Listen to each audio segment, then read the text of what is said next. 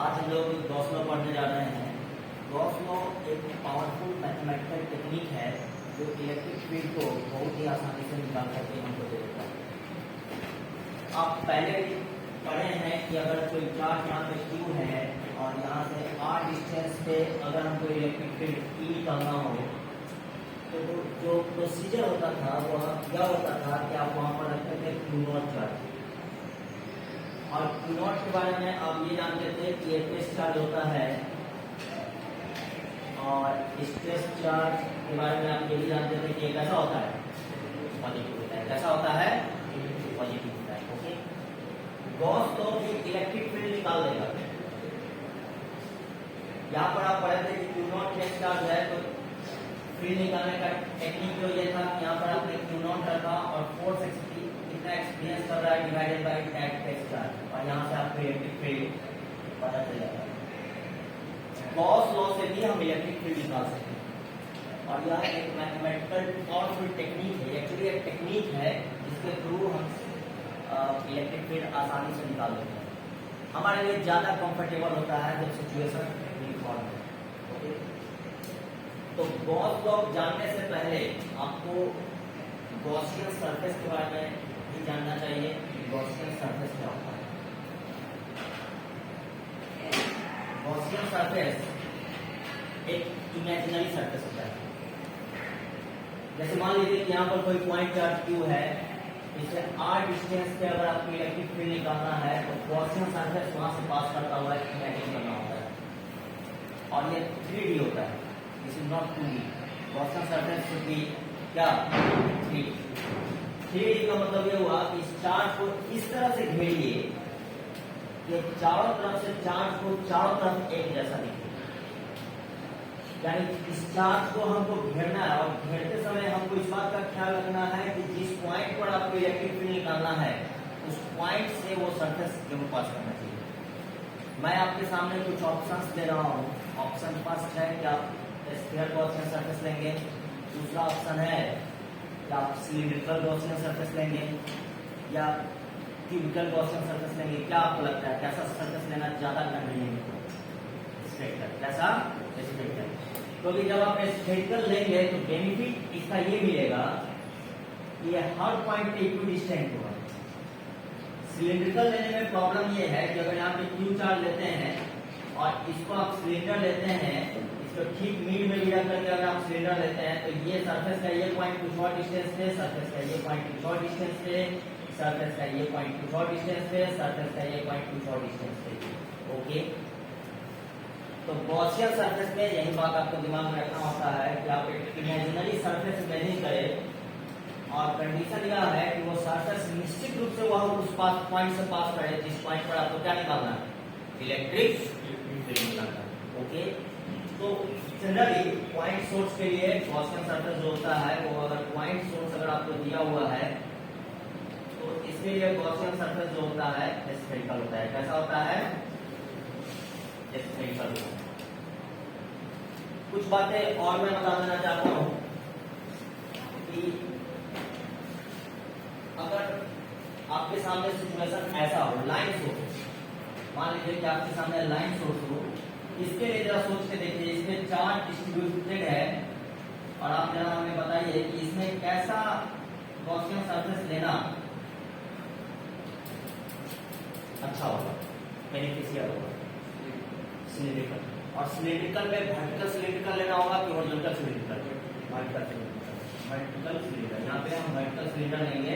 वैसे हालात में ये हर पॉइंट जो है, ये पॉइंट जो है ये उसी डिस्टेंस पे, और यहाँ से इलेक्ट्रिक फील्ड सिलिंडर ऐसा अगर चार्ज है, लीनियर चार्ज डिस्ट्रीब्यूशन है, तो ऐसी स्थिति में जो इलेक्ट्रिक फील्ड होता है वो इस तरह से मूव करता है,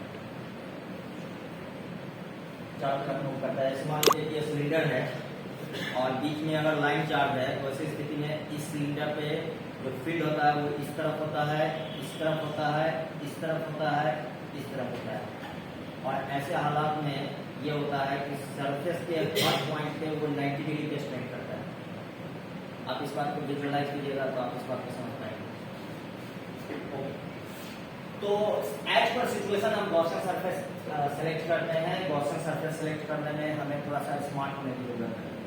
कि हम कैसा गॉसियन सरफेस ले सिमेट्रिसिटी को मेंटेन करें। और दूसरी बात यह है कि वो गॉसियन सरफेस निश्चित रूप से कहाँ से पास करे, उस पॉइंट से पास करे जहाँ पर आपको क्या निकालना है, इलेक्ट्रिक फील्ड निकालना है। Okay, now I am going to Gauss law. देखिए गॉस लॉ का स्टेटमेंट ये है कि टोटल फ्लक्स आपको पहले ही बता दिया गया है कि फ्लक्स का डेफिनेशन होता है E dot ds। Okay, total flux through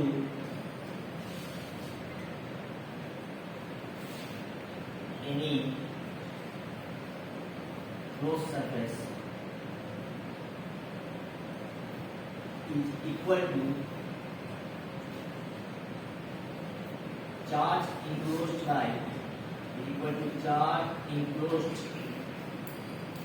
by that surface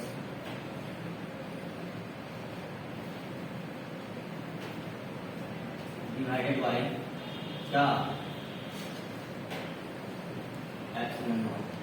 okay, मान लीजिए कि अगर आपका पॉइंट चार्ज Q है और इस Q पॉइंट चार्ज से R डिस्टेंस पे आपको इलेक्ट्रिक फील्ड निकालना है, R डिस्टेंस पे आपको क्या निकालना है, इलेक्ट्रिक फील्ड निकालना है। तो वो मेथड भूल जाइए जिसमें आप क्या करते थे कि पहले टेस्ट चार्ज लाते थे, और टेस्ट चार्ज लाकर के आप क्या करते थे कि कितना फोर्स एक्सपीरियंस कर रहा है वो पता करते थे, और इलेक्ट्रिक फील्ड निकालने के लिए उस फोर्स में उस टेस्ट चार्ज से डिवाइड करते थे। वो मल्टी स्टेप प्रोसेस था। अब आप देखिए बहुत ही आसानी से ये आपको इलेक्ट्रिक फील्ड निकाल करके दे देगा। मैथमेटिकली गॉस लॉ को ऐसे भी लिखते हैं कि E dot ds integral E dot ds equal to charge enclosed divided by what, epsilon naught. देखिए ये पॉइंट है, this is point of interest, this is the point P, और यह पॉइंट P है जिस पॉइंट पे हम इंटरेस्टेड हैं इलेक्ट्रिक फील्ड निकालने के लिए। तो वहां से पास करता हुआ आपको गॉसियन सरफेस लेना है।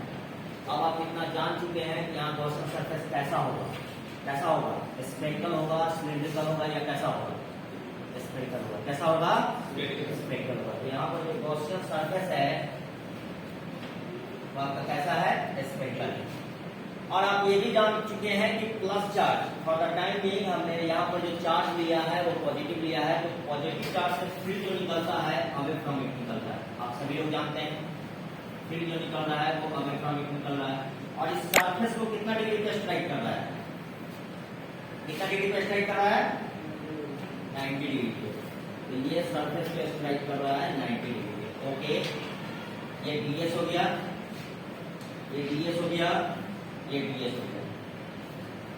तो E डॉट ds, अगर मैं इस छोटे से सेक्शन की बात करूं तो इसका ds का भी डायरेक्शन इस तरफ होगा, क्योंकि मैंने एरिया वेक्टर के बारे में आपको बताया है कि किसी भी क्लोज सरफेस के लिए जो एरिया वेक्टर होता है उसका डायरेक्शन इनवर्ड होता है कि आउटवर्ड होता है, क्या होता है, आउटवर्ड होता है, आउटवर्ड नॉर्मल की तरफ होता है। तो आप जरा सोच के बताइए कि यहाँ पर इलेक्ट्रिक फील्ड जो कुछ भी है, जो कुछ भी इसका मैग्नीट्यूड है, वही इलेक्ट्रिक फील्ड का मैग्नीट्यूड यहाँ पे होगा, क्योंकि ये पॉइंट भी उस चार्ज से इक्विडिस्टेंस पे है, तो यहाँ पर भी इलेक्ट्रिक फील्ड का मैग्नीट्यूड उतना ही होगा। लेकिन ये इलेक्ट्रिक फील्ड का डायरेक्शन कुछ और है और ये इलेक्ट्रिक फील्ड का डायरेक्शन कुछ और है।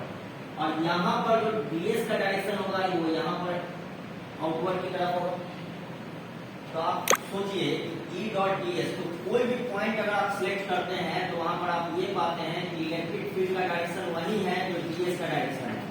ओके, तो ऐसे हालात में दोनों के बीच एंगल कितना बन रहा है, 0 डिग्री। A डॉट p का फॉर्मूला होता है AB cos थीटा। तो ऐसी स्थिति में इसका वैल्यू लिखिएगा तो लिखिएगा E ds cos 0 degree is equal to charge enclosed divided by what, epsilon naught. चूंकि इलेक्ट्रिक फील्ड का मैग्नीट्यूड आपका कांस्टेंट है, क्योंकि आपने स्मार्ट गॉसियन सरफेस लिया है और आपने सोच समझ के गॉसियन सरफेस लिया है, उसके पीछे रीजन भी यही होता है कि हमारा आसानी से इलेक्ट्रिक फील्ड इस इंटीग्रेशन साइन के बाहर वर्कआउट करेगा। तो इलेक्ट्रिक फील्ड बाहर हो जाएगा, cos 0 का वैल्यू 1 होता है, और ds को इंटीग्रेट कीजिएगा, चार्ज इनक्लोज्ड कैपिटल Q है अपन एप्सिलॉन नॉट। आप जरा सोचिए छोटे छोटे ds को जोड़िएगा, इंटीग्रेशन का मतलब होता है ऐड अप करना। तो छोटे छोटे ds को अगर आप ऐड कीजिएगा, छोटे छोटे ds को अगर आप ऐड कर रहे हैं तो ये कितना एरिया हो जाएगा, 4 पाई ठीक है, तो ये जो वैल्यू होगा एक्चुअली ये वैल्यू हो जाएगा 4 पाई आर स्क्वायर।